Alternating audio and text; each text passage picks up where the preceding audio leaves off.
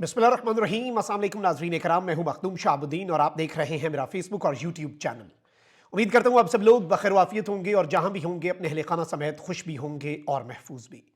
नाज़रीन इकराम, पाकिस्तान से मोहसिन नकवी साहब जो हैं वो डोनाल्ड ट्रंप की इनॉग्रेशन में गए और डोनाल्ड ट्रंप की इनॉग्रेशन सेरेमनी अटेंड करने गए मोहसिन नकवी तकरीब हल्फ बरदारी में तो नजर नहीं आए। उसके बाद एक और तकरीब में मोहसिन नकवी साहब पहुंचने में बड़ी मुश्किल से कामयाब हुए और इस सब के बाद उन्होंने एक सेनेटर के साथ तस्वीर लगाई। मोहसिन नकवी साहब अभी वतन वापस पहुंचे ही नहीं थे, तो जो उस सेनेटर ने किया है मोहसिन नकवी साहब के साथ और इस मौजूदा हुकूमत के साथ, वो तो अपनी मिसाल आप है। आज तक किसी के साथ शायद ऐसी ना हुई और इतना बुरा वैसे करना नहीं चाहिए था। कम से कम नकवी साहब के वापस पाकिस्तान आराम सुकून से पहुंचने का ही इंतजार कर लेता। लेकिन अब इस सब के अंदर अमेरिका से एक और बड़ी ब्रेकिंग न्यूज आई है और अमेरिकी एस्टैब्लिशमेंट के करीबी और जो अहम तरीन लोग हैं उनमें से एक ने शहबाज हुकूमत पर लंका ढाई है, क्योंकि अब इमरान खान साहब को कैद रखना जो है वो बहुत ज्यादा मुश्किल होगा। और इस हवाले से अमेरिका के अंदर थिंक टैंक्स जो हैं वो रियलिस्टिक अंदाजे जो हैं वो लगाना शुरू हो चुके हैं। इसके साथ ही साथ कुछ और डेवलपमेंट्स भी हैं। एक तरफ तो जो पीका एक्ट इस मुल्क के अंदर नाफिज कर दिया गया है, हुकूमत के खिलाफ एक बगावत तो उठ खड़ी हुई है, लेकिन ये पीका एक्ट कितना खतरनाक है और इसका इस्तेमाल किस तरह से किया जाएगा, इस पर बात करना बहुत ज्यादा जरूरी है। क्योंकि आजकल सिर्फ हम जर्नलिस्ट नहीं हैं, ये डिजिटल दौर है और इस डिजिटल दौर के अंदर हर शख्स एक डिजिटल जर्नलिस्ट है। जो भी बंदा ट्विटर के ऊपर कोई खबर पोस्ट करता है वो भी सहाफी के जुमरे में आता है। बल्कि एलन मस्क ने कहा है अब तो इस दौर के अंदर हर शख्स जो है वो जर्नलिस्ट है। क्योंकि आप देख लें कि अमेरिका के अंदर सोशल मीडिया के जरिए डोनाल्ड ट्रंप ने अमेरिकी एस्टैब्लिशमेंट को शिकस्त दी, वरना वहां का ट्रेडिशनल मीडिया आपके सामने। अब सोशल मीडिया को कंट्रोल करना है, सोशल मीडिया पर तनकीद को कंट्रोल करना है, तो डिक्टेटरशिप जो है वो वाले तरीके और डिक्टेटरशिप वाले हथकंडे इस्तेमाल किए जा रहे हैं, उस पर भी बात कर लेते हैं। बल्कि आगाज इसी से कर लेते हैं। पीका एक्ट तरमीमी बिल 2025 जो है वो कौमी असम्बली ने मंजूर कर लिया है। विफाकी वजीर राना तनवीर ने पीका एक्ट जो है ये कौमी असम्बली में मंजूरी के लिए पेश किया, जिसे ऐवान ज़ेरी ने कसरत राय से मंजूर कर लिया। अब इस सब के अंदर जैसे ही ये बिल मंजूर हुआ, इसके खिलाफ साफियों की जानिब से प्रेस गैलरी से वॉकआउट भी किया गया। हुकूमत की किसी भी इत्तेहादी जमात की जानिब से पीका एक्ट तरमीमी बिल 2025 की जो मुखालिफत है वो नहीं की गई, जबकि अपोजिशन की जानिब से बिल पेश किए जाने से कबल ही वॉकआउट कर दिया गया। बिल के खिलाफ एहतजाज करेंगे और अदालत का दरवाजा भी खटखटाएंगे, ये स्टेटमेंट दी है सेक्रेटरी जनरल जो Pakistan federal union of journalist हैं उन्होंने।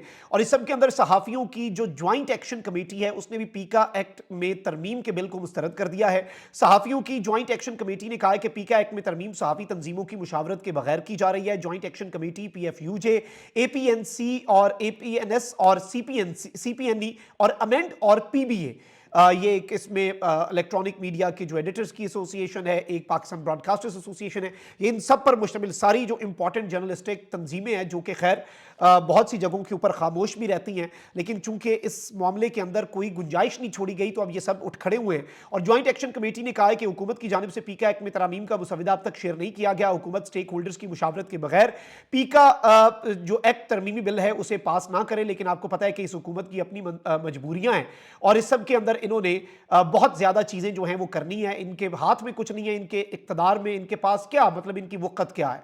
इससे पहले ऑब्वियसली इमरान खान साहब जो हैं उनके दौर के अंदर भी पीका में तरमीम जो है, फवाद चौधरी साहब जब मिनिस्टर थे उस टाइम पे चीजें चल रही थी, लेकिन हमने ये देखा कि फिर उस टाइम पर भी जर्नलिस्ट जो हैं उन्होंने बहुत ज्यादा प्रोटेस्ट किया और फिर ये रुक गया था काम। लेकिन अब जिस तरह से पीका एक्ट में तरामीम की जा रही हैं ये इंतहाई खतरनाक है फ्रीडम ऑफ एक्सप्रेशन के लिए और बाकी चीज़ों के लिए भी। और इस सब में के अंदर ये मामलात को बहुत ज़्यादा ख़राब करने जा रहे हैं।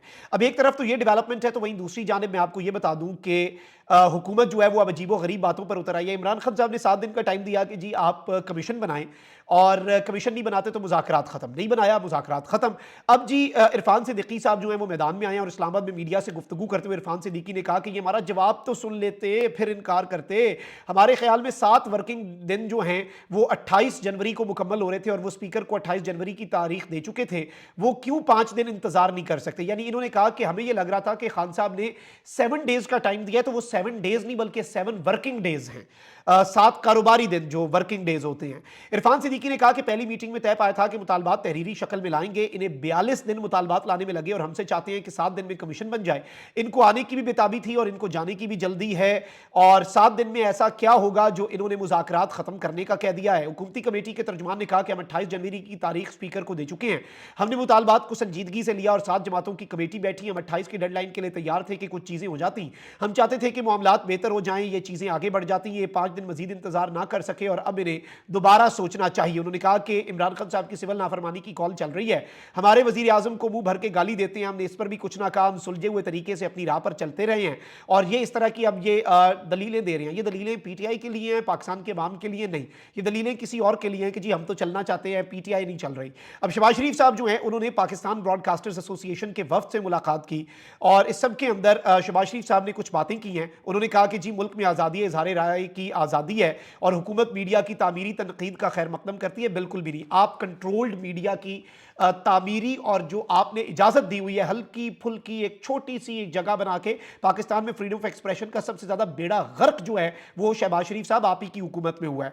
अब यहां पर एक बड़ी इंपॉर्टेंट चीज ये हुई है कि शहबाज शरीफ साहब ने आज भी वही बयानिया अपना अपनाया कि डिफॉल्ट का ख्वाब देखने वाला मुल्क दुश्मन टोला बार बार इस्लामाबाद पर चढ़ाई की कोशिश करता है और इस तरह की स्टेटमेंट्स दी हैं और इस तरह की स्टेटमेंट्स देकर आप समझते हैं कि मुज़ाकरात हो जाएंगे, लेकिन जो इनके साथ अमेरिका में हुई है वो काबिल दीद है। नाज़रीन इकराम, हुआ ये है कि मोहसिन नकवी साहब जो हैं वो बड़ी मुश्किल से, आपको पता है कि अमेरिका पहुंचे, डोनाल्ड ट्रंप की तकरीब अलबरदारी में किस्मत इनके लिए इनके ऊपर कोई ज़्यादा मेहरबान नहीं थी।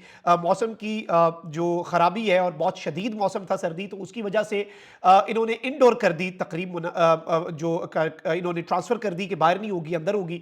बाहर अनलिमिटेड बंदा आ सकता है खुले पंडाल में, और अंदर फिर ऑब्वियसली जब इंडोर होता है तो एक लिमिट होती है। तो मोहसिन नकवी साहब उस तकरीब में तो हमें नज़र नहीं आए। बाद में एक तकरीर जो है वो ट्रंप साहब की सुनने के लिए मोहसिन नकवी साहब ने बड़ी तस्वीर लगाई कि जी बड़ा प्रोटोकॉल मिल गया, बड़ा निजाम बन गया, बड़ा सिस्टम बन गया। और फिर खबरें चलवाई गई कि विफाकी वजीर दाखिला मोहसिन नकवी की अमरीकी कांग्रेस में जो विल्सन और कांग्रेसमैन रॉब बेसनन जो है उनसे अलग अलग मुलाकातें हुई, बामी दिलचस्पी के उमूर और पाक अमरीका ताल्लुकात के फरोग के हवाले से तबादला ख्याल हुआ, बड़ा वावेला किया गया। और ये जो विल्सन है इनसे बेसिकली मोहसिन नकवी साहब ने मुलाकात की, प्रेस रिलीज जारी किया गया, वीडियोस जारी की गई। जो विल्सन जो है ये इन्होंने जो काम किया आप अंदाजा भी नहीं कर सकते। मोहसिन नकवी साहब से मुलाकात और ये बयानिया, बड़ा प्रोटोकॉल, पता नहीं पाकिस्तान मीडिया ने नाच नाच के घुंघरू तोड़ दिए।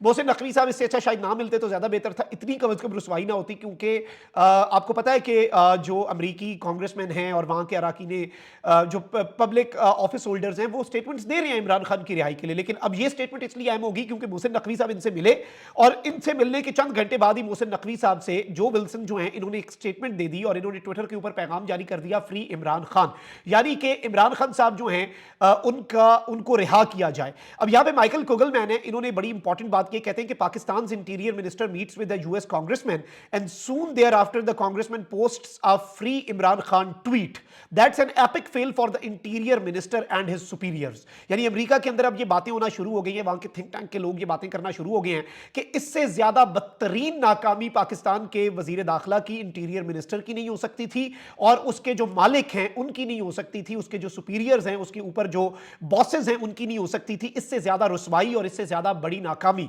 कि आप एक बंदे से मिलते हैं और थोड़ी देर के बाद जब वो आपसे मिलता है उसके बाद वो फ्री इमरान खान का नारा लगाकर आपके माथे के ऊपर चिपकाकर आपको वतन वापस भेज रहा है। आई थिंक कि वैसे तो यहां पर अगर कोई बंदा जा रहा था तो वो इसहाक डार साहब भी चले जाते, फॉरेन मिनिस्टर तो हैं, इंटीरियर मिनिस्टर साहब गालिबन एक परसेप्शन बिल्ड करने के लिए गए या जो भी इनका काम था, जो भी मकसद था, या एक अल्टीमेटली ये चीज दिखानी थी कि ताकतवर जो हैं दे आर इन कमांड और वो होल्ड में है। लेकिन इससे जो नुकसान हुआ है आप अंदाजा भी नहीं कर सकते और इस वक्त जग हसाई भी हो रही है मोहसिन नकवी साहब की। आई थिंक ये चीज इनके बड़ा गले पड़ेगी। कमेंट सेक्शन में राय का इजहार जरूर करें, अपना बहुत ख्याल रखें। अल्लाह निगहबान, पाकिस्तान जिंदाबाद।